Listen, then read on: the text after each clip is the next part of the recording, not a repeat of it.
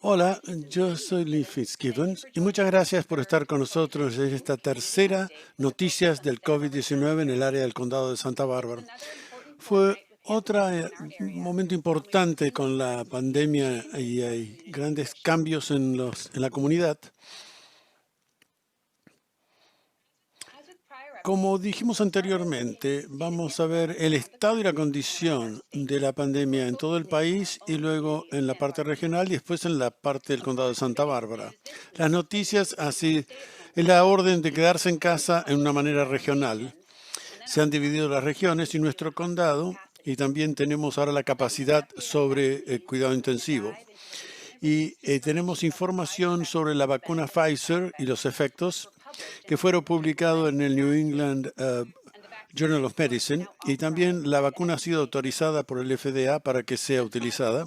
Y vamos a terminar con sugerencias o los puntos para qué recordar para las próximas semanas. Siempre me gusta comenzar a revisar y entender el panorama nacional antes de hablar de la comunidad y nuestro propio estado. Pero el panorama general está un poco triste y difícil. Muchos casos diagnosticados a diario, hay números récords de hospitalización de personas y trágicamente números récords de fallecimientos y muertes. Y en el pasado es importante recordar que las hospitalizaciones y las muertes van a aumentar después que aumentan los casos, semanas después. Y si alguien, por ejemplo, pierde la vida hoy, lo más probable es que estuvieron hospitalizados hace 2 o 3 semanas y fueron diagnosticados mucho tiempo antes y varias semanas atrás fueron contados. Esto, desdichadamente, es un recordatorio que cuando los casos aumentan en toda en la localidad, también están aumentando en todo el país y exceden inclusive el récord de 3.100 muertes por día que vimos la semana pasada. En California, continuamos viendo cambios similares. Los que miramos la información de cerca nos acordamos de en esos días cuando casi 10.000 casos por día en un solo día en julio y en agosto. En aquellos momentos, casi 10.000 casos por día era asombroso y era increíble.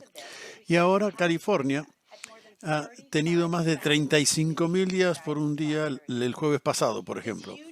Es una gran diferencia a los peores casos del verano y es un buen ejemplo de lo diferente que es este capítulo de la pandemia ahora en California con respecto a lo que habíamos visto antes. Tenemos muchísimos más gente que son saludables sin síntoma y más suave, pero también estamos sintiendo el golpe en los hospitales. Una vez más, la severidad de este resurgimiento durante este capítulo se puede ver en el censo hospitalario, o sea, la cantidad de gente que COVID-19 que son admitidos a los hospitales, con casi 14.000 personas en el estado de California fueron admitidos. Y también vemos el impacto que estas hospitalizaciones tienen en la disponibilidad de camas de cuidado intensivo. Ustedes ven de que en julio bajó un poco relacionado al cambio en que cómo el Estado estaba contando los casos. Pero el área más preocupante, y lo que me enfoco yo ahora, aquí en el gráfico a la derecha, esta caída en las últimas semanas en la cantidad de camas disponibles de cuidado intensivo. Vamos a volver a esto cuando hablemos de la parte regional. Finalmente, mirando a los 2 meses y medio desde octubre aquí en el condado de Santa Bárbara, vemos los casos diarios reportados al Departamento de Salud Pública a diario. Y como ven, elevan los casos a día en los últimos 6 semanas. Muchos de nosotros recordamos de que en octubre, en el condado de Santa Bárbara, estaba en lo que se llama la zona roja para abrir. Y estábamos cerquitas de ir a la naranja para abrir la economía. Desdichadamente, con la transición esa, rápidamente en noviembre caímos en púrpura y ha empezado a empeorar a partir de esa semana. En comparación, por ejemplo, aquí tengo yo los límites. El límite para volver a la púrpura y la de abajo es para volver a la roja. Como ustedes pueden ver desdichadamente, Con la línea que tenemos arriba nos alejamos cada vez más. En las próximas semanas nos alejamos de estos límites. Hablemos entonces de la orden de quedarse en casa, que es regional. Durante las últimas noticias que les dimos sobre la pandemia en California, estábamos hablando de la capacidad de cuidado intensivo. ¿Cuántas camas de cuidado intensivo estaban disponibles? ¿Cuántas estaban llenadas? Y cuándo el Estado creía que se iban a ocupar todas, cuando los pacientes críticos necesitan eso. Bueno, si usted recuerda en el gráfico de California, se miraba bastante triste, pero gran diferencia entre regiones de diferentes partes del Estado. Y el Estado, con su funcionario de salud, ahora puso una orden regional. Los hospitales tienen que presentar información en el número total de las camas disponibles de cuidado intensivo con personal, camas para adultos, y es un seguimiento que se hace con todo el estado de California. Y la orden de quedarse en casa, que es regional, que se puso la semana pasada, dice que nosotros estamos en una de las regiones y si alguna de las regiones tiene menos de 15% de camas de cuidado intensivo, entonces se tiene que quedar en casa, es la orden de quedarse en casa. Las regiones, las conocemos ya. Lo más importante es, estamos nosotros en la del sur de California. Es una región muy grande en toda la región. Va desde de atrás de las Sierras Nevadas hasta el borde con México y después hacia el norte, Santa Bárbara, hasta San Luis Obispo. O sea, una región muy grande, el sur de California.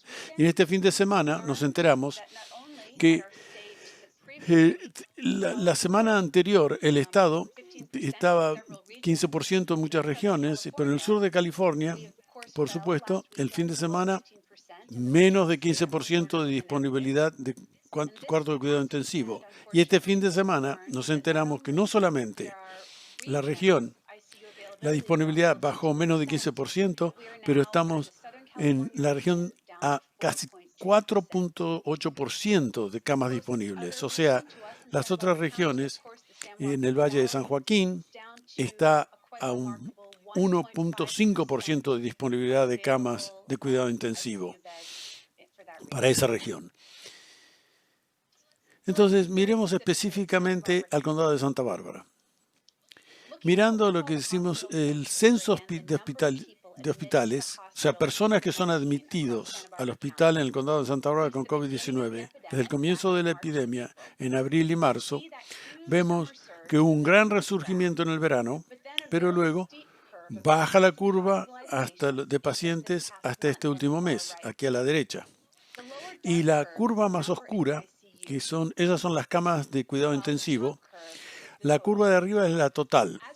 Como esperábamos, vemos que esta cifra aumentó y el cuidado intensivo aumenta 2 semanas después que los hospitales, la curva de hospitales en general aumenta. Bueno, por un par de días, quizás un poco más, antes de la condición se deteriora para necesitar estar en cuidado intensivo. Por supuesto, otros pacientes no necesitan cuidado intensivo. Ellos se quedan en el hospital, se los cuidan, se recuperan y se les da de alta y se van. Pero lo que vemos en la actualidad es que el resurgimiento en la cifra de hospital, todavía no vemos un cambio sustancioso en las necesidades de cuidado intensivo en el condado de Santa Bárbara. Pero sabemos que esto es cifras que son retrasadas, o sea, sabemos que las camas de cuidado intensivo vienen atrás y van a ser necesitadas después, una semana después que la curva sube dramáticamente. Aquí miramos ahora la disponibilidad de camas de cuidado intensivo. El porcentaje de camas que todavía están sin usar y disponibles. Desde el comienzo de octubre a este fin de semana, en la región del sur de California, en la línea del fondo y el condado de Santa Bárbara es la de arriba. El condado de Santa Bárbara es un lugar pequeño, es comparado con la parte regional del sur de California. Como ven, la línea de California del condado sube y baja rápidamente, porque en cualquier día, con poca gente que entra o sale, cambia la curva. En contexto, O sea, tenemos, por ejemplo, 90 camas de cuidado intensivo disponibles en el condado de Santa Bárbara. Una cifra pequeña de nuevas admisiones a cuidado intensivo o dadas de alta cambia la curva.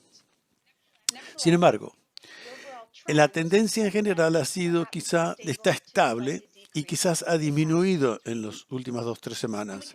Y comparamos eso con lo que está pasando en la línea del sur de California, que es la de abajo. O sea, es menos quebrada esa línea, pero se cae hacia abajo, no solamente menos de 15% en la barra naranja, sino que está, como nos enteramos, 4.8% esta semana.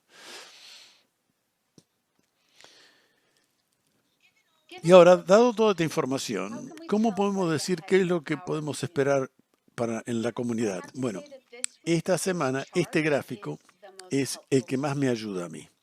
Aquí vemos a Cottage Hospital con su información del principio de la epidemia hasta ayer. Y lo que vemos aquí son los números de COVID-19 que son las admisiones a Cottage Health todas las semanas. Por supuesto, nos recordamos al principio, teníamos una pequeña cantidad de pacientes admitidos, controlados, y luego el gran resurgimiento en el verano, entre 25 a 30 nuevos casos de COVID-19 eran admitidos a Cottage. Y después hubo una mejora a través del otoño y las cosas se apagaron un poco. Pero después, lo que me preocupa más es lo que estamos viendo aquí en las últimas 3 semanas de las barras al final. Vemos es un gran incremento y aceleración de nuevas admisiones al hospital. Y les menciono esto porque si pensamos, por ejemplo, un hospital en una manera simple, digamos un cuarto, una habitación, y el censo del hospital nos dice cuántas personas en un día están adentro de ese cuarto. Pero si queremos tratar de predecir y entender o adivinar cuántas personas van a llenar ese cuarto entre ahora a 2 o 3 semanas o dentro de un mes, por supuesto, lo más importante que tenemos que vigilar es cuántas personas en un solo día o semana están entrando a ese cuarto. Recuerden, una vez que entre a ese cuarto o son admitidos al hospital, va a estar ahí varias semanas y algunas personas en ese hospital, simplemente en ese cuarto, por varias semanas van a estar. Entonces, cuando yo miro a este gráfico y veo este gran incremento en el número de nuevas admisiones al hospital en estas últimas 3 semanas, ahora estamos a un nivel récord aquí en Cottage Health y también en la región. Sabemos desdichadamente que nuestro censo de hospital va a continuar creciendo y las personas en el hospital van a seguir aumentando y nos preocupa que la próxima semana podríamos ver aún más admisiones. Bueno, ¿qué pasa cuando las camas de cuidado intensivo están completas? Eso es importante. La respuesta no es que dejamos de cuidar a los pacientes, no. Cada hospital, cada enfermera, cada doctor, cada trabajador de salud en toda la región, en el condado, en todos los sistemas, están comprometidos a continuar cuidando a los pacientes aún cuando ya cruzamos ese límite. Entonces lo que hacemos es esto. Ponemos un nuevo propósito a las camas. Buscamos otras camas para ponerlas de cuidado intensivo, otras camas que están en el mismo hospital, por ejemplo. También sabemos de que hay frecuentemente podemos transferir pacientes a través de las comunidades o a través de la región. Y finalmente sabemos de que el Estado también tiene sitios de cuidado alternos que se llama Estaciones Médicas de California, que son especies de hospitales de campaña que están de reserva en todo el estado si llegan a ser necesitados. También, al final, tener el personal es la gran preocupación. Muchos hospitales, la mayoría de los hospitales en California, van a tener la habilidad de encontrar camas alternas para los pacientes dentro de las paredes de su propio hospital. Sí, se encuentran las camas, pero lo que es el desafío es encontrar al personal que cuida a los pacientes, con enfermeras, médicos, doctores, todo todos los ayudantes de cuidado de salud para cuidar a esos pacientes que están dramáticamente enfermos. Entonces, ahora voy a terminar un poco con las noticias de la vacuna. La vacuna Pfizer fue respaldada por el comité consejero de FDA y el New England Journal of Medicine lo publicó, y también escuchamos de que el FDA tiene una autorización de uso de emergencia para la vacuna Pfizer. Una distribución rápida está ocurriendo en el país. Las primeras vacunas van a ir a la vanguardia para los trabajadores de salud y a los residentes de asilos de ancianos. Y también un esfuerzo asombroso a muchos niveles para que esta vacuna, que una vez más está basada en una nueva tecnología que se llama mRNA, y realmente a través de una gran cifra de los obstáculos administrativos y burócratas que hemos sobrepuesto todo esto. Y el New England Journal of Medicine ha publicado la información y está gratis y disponible. Ustedes pueden visitarla. Busquen el artículo y miren este artículo. Los gráficos. Les voy a mostrar algunos de los gráficos.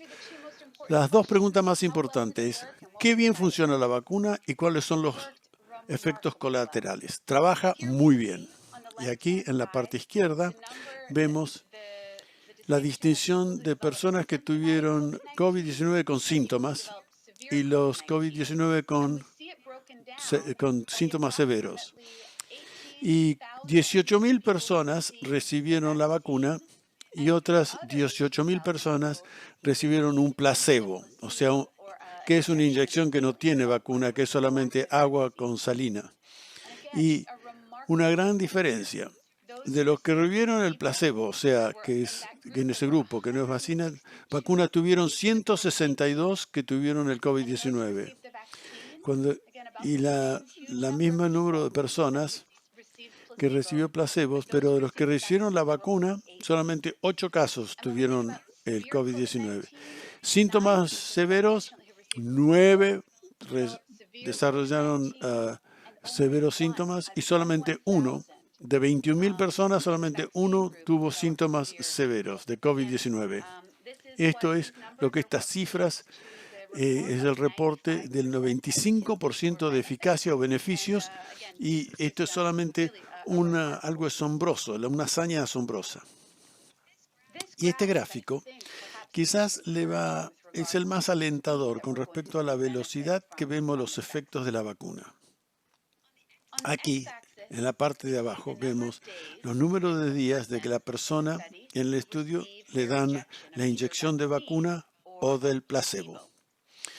Y aquí en la línea que sube vemos los incidentes de desarrollo o de sentir los efectos de COVID-19. Lo que es asombroso es como vemos el grupo que recibió el placebo. Como esperamos, ese grupo que tuvo el placebo durante la pandemia continuó estando expuesto al COVID-19, y como se espera, el grupo que recibió el placebo todos los días, meses, continúan desarrollar, o sea, a contagiar el COVID-19.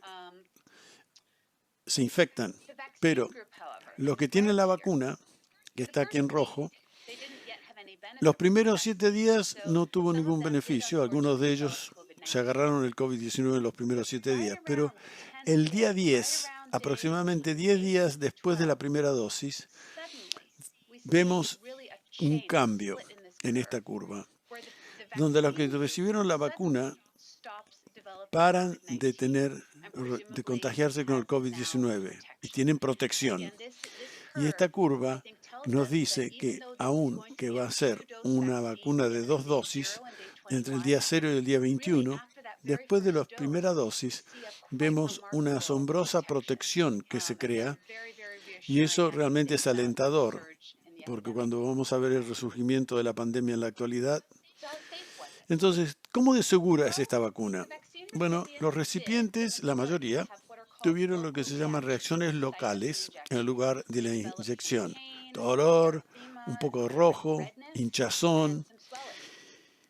Y también tuvieron lo que se llaman una cantidad de lo que se llama reacciones sistemáticas. Eso es todo el sistema, todo el cuerpo. Fiebre, dolor de cabeza, dolores de cuerpo. Y la que recibieron el placebo, tu- res- que le dieron solamente el placebo, tuvieron más reacciones después de la segunda dosis.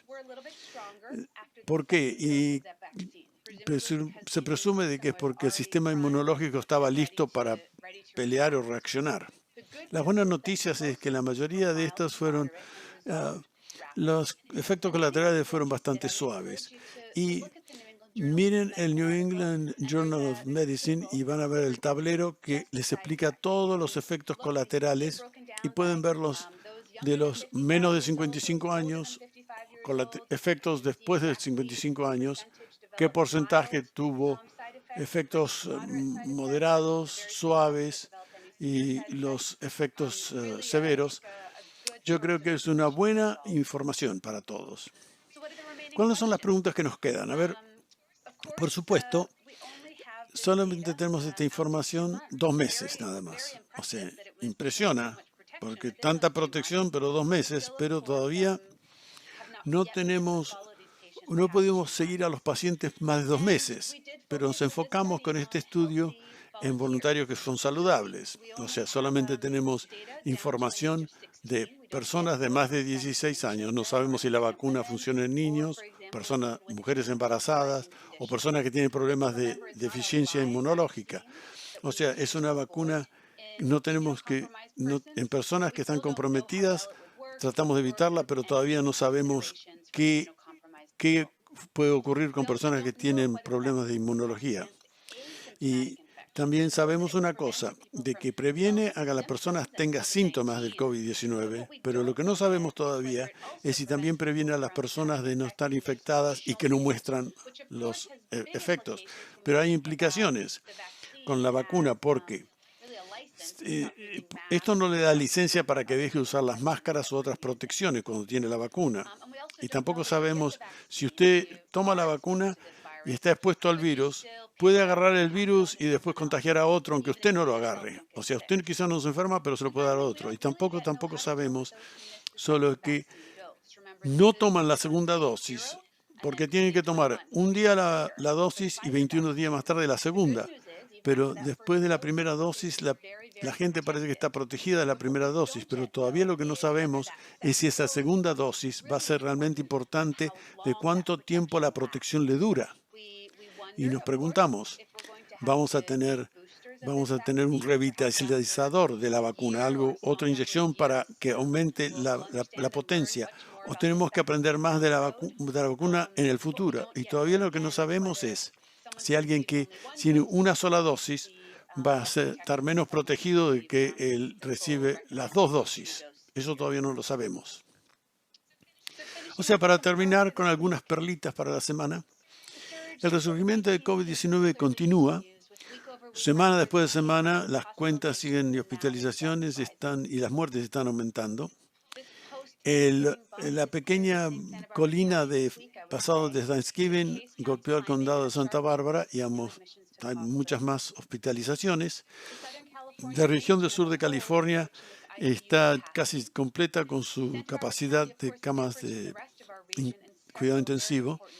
Y en nuestra región diferente de otras maneras, y tenemos una capacidad de cuidado intensivo de 30 a 40%, y la ubicación geográfica es importante, que en realidad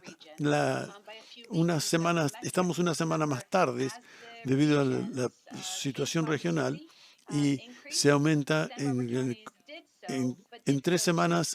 3 semanas aumentó más tarde de lo que nosotros aumenta cada 100.000 residentes, y nos preocupa que el impacto en nuestros hospitales quizá va a ser golpeado de la misma manera.